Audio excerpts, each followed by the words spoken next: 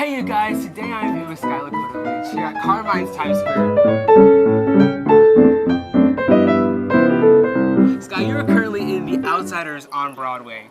I mean, just talk to me. What has that been like for you? It's surreal, man. I mean, like, you never know what a show is going to do. Like, you can work on a show for so long and just not know if it's going to be a hit, but it turns out that we are. So Yeah. it's surreal. Yeah. I mean, growing up in Philadelphia, did you ever think you would have a career like this in theater? Like, what was that moment you knew you wanted to do this? 12th grade was actually the moment. I was a sports kid growing up. I didn't do theater at all until 12th grade, and my girlfriend took acting class, so I followed her into it as an elective, and then I fell in love, and I saw Rent the movie, and I was like, something about this, I feel like I'm supposed to do this. Yeah. So I followed my heart.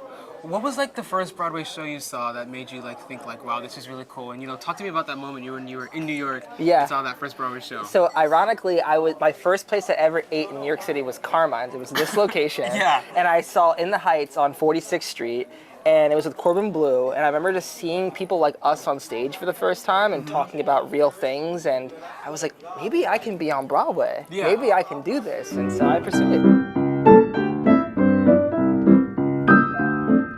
The Outsiders has a huge fandom. Like, I was reading somewhere and they said like there hasn't been a fandom like this on Broadway since Newsies, and I so agree. I mean, the fans are crazy. What has that reception been like for you? It's so wild. I mean, it's beautiful because The Outsiders is having a resurgence. I mean, what a great story. I mean, S.E. Hinton was like 14 years old when she wrote it.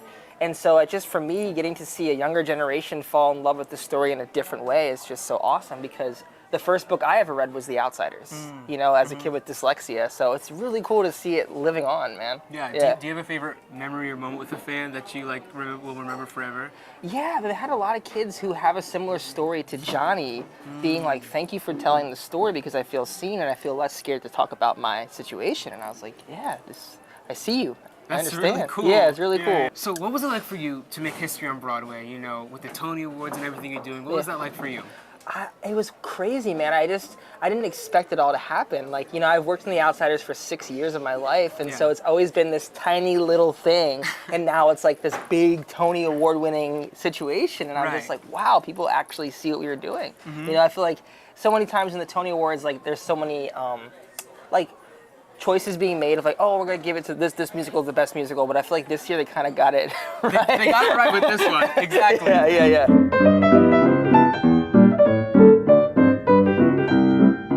Let's start with our famous Caesar salad. Oh, heck Oh yeah. man, that is really, really huge. Best salad, Caesar salad ever. As a small dog. Right.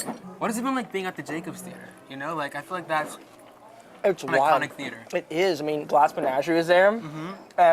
We kind of based The Outsiders off of Glass Menagerie a little bit. Really? It's a memory play, the same as Glass Menagerie. Right. So knowing that story was told in the same building is just so wild. Yeah. Also, it's across the street from the Music Box Theater, which is my first home. Yeah, so you kind of own 45th Street Yeah, at this point. exactly. It's kind of yours. Yeah, it's wild seeing all the union guys that are in Schubert that all know me from like the years of working on 45th Street. Yeah, that's so cool. Oh my God, here it comes. Here it comes. The moment of truth. The famous Frankie Blue Eyes. Gotta get my first sip. Yeah, I get it every single time I come to Carmine's because I mean it's that good to me. It's really It looks delicious. good. Let's see. It's good. It's good. It's good. I wouldn't straight away. I mean, I'm telling you, it's the best drink here. It really So tastes I'm glad amazing. you like it too. Thank you. Got it. Oh my gosh. All right, penne alla vodka. We're feeding 45th Street with this. We with this are pasta. feeding 45th Street. This is my favorite pasta on the menu. I'll tell you what, last night I had to fend for myself for dinner, and so I just put some pasta on the aisle and I pulled out my Carmine's vodka sauce. They jar bottle sauce, it, yes. And that's what I had for dinner last night. So I'm having it 2 days in a row, but I wouldn't want anything else. That's right. Other than this food 2 Yes. days in a row. Yes. Sounds perfect. There you go, Joel. Thank Enjoy, you. guys. Oh man. That takes me back. Carmine's, bro. I've been here in so long. Really? Yes. I haven't been here in like 10 years. So, was it just like coincidental that you came here for the first trip? Yeah, my teacher was like, it's big family portion, so like you Exactly. can feed all of us, It was like 45 kids going to see In the Heights. Yeah. And we all ate that day. That's for dang sure.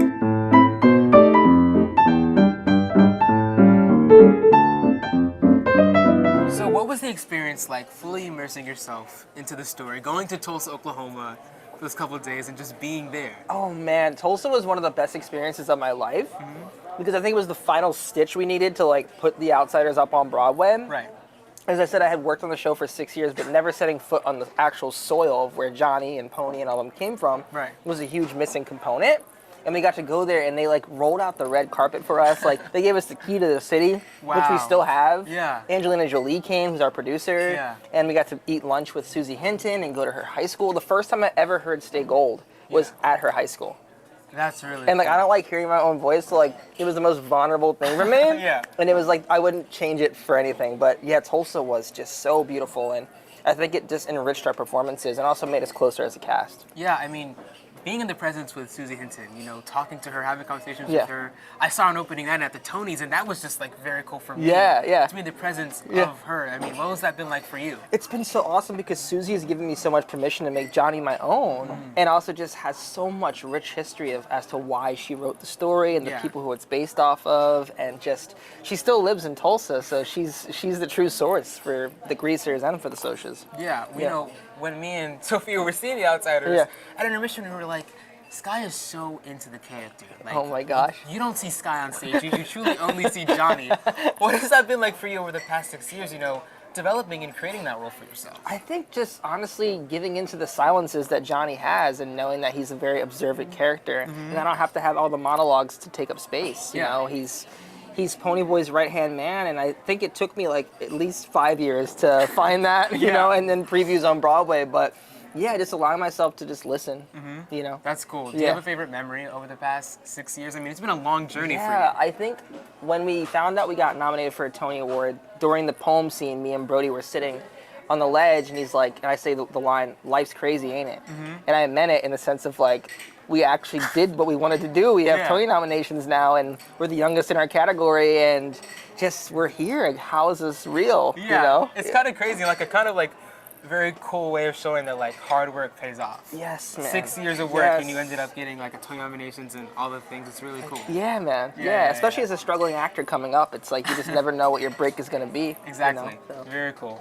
I feel like social media has done a lot for The Outsiders. It Like, has, yeah. It has. I feel like every other 10 TikToks, I'm seeing something of you guys backstage. I mean, it's a fun backstage. Like, tell me what the antics are like Oh backstage my with God. the cast. It is the least serious building, I think, on 45th Street. Especially with me and Emma Pittman, we get into so much trouble. Yeah. And like moments before walking out on stage, we're goofing around. That's very So funny. it's a very light, buoyant backstage, which makes for a heavy show. Yeah, I mean, I know the audience wants it. I want it too. When are you going on for chair? I mean, she's on vacation this week, so I'm trying to this could squeeze. be- I have the costume. I just need the wig. You have the shoes. Yeah, I have the shoes. costume. I feel just like you need the could wig. just throw on Emma's wig. I should just steal it. You definitely have the vocals. They're Oh yeah, definitely all there. Original key. I got it. Don't Right, worry. Yeah, I right, have the right, lines. The dance moves, I don't know, but we'll figure it out when I get there. You'll figure it out. Yeah, Right, exactly, right, exactly. We're gonna play a quick round. These are some rapid fire Broadway questions to see which level of Broadway, okay? Favorite Broadway show? In the Heights, Dream role. MC, Cabaret. Funniest moment on stage. The lamp fell over during Dear Evan Hansen and the pills went everywhere. Favorite vocal warm up. That one. Yeah, lip drill. Who inspires you the most? Danya Taymor. Dream Broadway co-star. Ooh. Oh, if Philip Seymour Hoffman was still alive, him. Yeah. Favorite place to relax in New York. Oh, movie theater, any movie theater. And lastly, best piece of advice you've ever received. If you stick around the barbershop long enough, you're bound to get a haircut. I love it. Yeah. I mean, you brought up some things I want to talk about. Danya Taymor. I mean, She won a Tony for her direction. I mean, talk about working with her. yeah, Danya is truly one of my favorite collaborators. We've worked on multiple projects together, and just getting to work with someone who's close to my age, you know, is a rarity, and also just someone who is of the current theater, you know, and someone who works on plays mostly. So having her work on a musical was just like life-changing. Yeah. It also changed the way that I look at theater. Wow. You know, and she just allows us to be ourselves, and she brings out the best of us, and I've never had a director like that before in my life. That's you know, and very she's also a cool. dear friend of mine. So over the years of developing The Outsiders, we've gotten very close, and I hope we can work together until we die. you know? Yeah. Yeah. I love stage mishaps, like so much. Yeah. Talk to me about the one you brought up for David Hansen and then any that happened for The Outsiders. I mean, The Outsiders seem pretty flawless, but I'm sure some There's things been some crazy ones. So during Dear Evan Hansen, there was one time where Michael Lee Brown, who played Evan, the bed was rolling out, and it was a scene where I'm facing the audience and I can't stare at him. Yeah. And I just heard boom, boom, boom, boom, boom, and everything was falling off of the bed. Like my pillows God. were scattering, and we just continued the scene as like his entire bedroom was just collapsing. apart? Yeah, exactly. And I couldn't look at him because I'm like in a video chat scene and I want to get in trouble, so I just like played the scene out until he picked up his entire bedroom. That's funny. Yeah. Outsiders. Yeah. So one time RJ, our understudy for Bob, went on, and he's taller than Kevin Paul, who plays He's Bob. super tall. He's In like the show, I was like, 7'6". who is this? Yeah. He's a super tall guy, so right. tall. And his arm was just way lankier than I remembered Kevin's being, and so I stabbed him.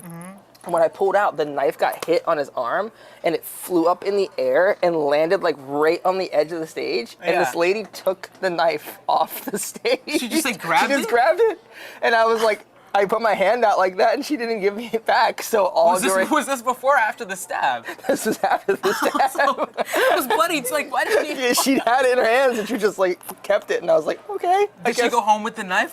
No, they got it back. Okay, They I was got gonna it. say, like, But what? she almost did. That's a Yeah. bold lady. They're bold. And yeah. I'm here for it. You know, Yeah, if something so that close to me, it's Yeah, mine at this it's point. mine now. Exactly. Exactly. I love it. Crazy. Well, thank you so much, Sky. Joel, you're the best. For joining us Of at Broadway course. Time at Carmine's. Tell the people where they could follow you online. You can follow me on BroadwaySky.com or BroadwaySky on Instagram. Yeah. Yeah, Yeah. and make sure you guys are following Carmine's on Instagram at Yes. Carmine's NYC and Broadway Time at Broadway Time _. You guys have to go see Sky in The Outsiders at the Jacobs Theater. Listen, guys, the hype is real. It's really good. It's so good. Thank you for joining me, Of course, Sky. Joel. You're the best. Thank you.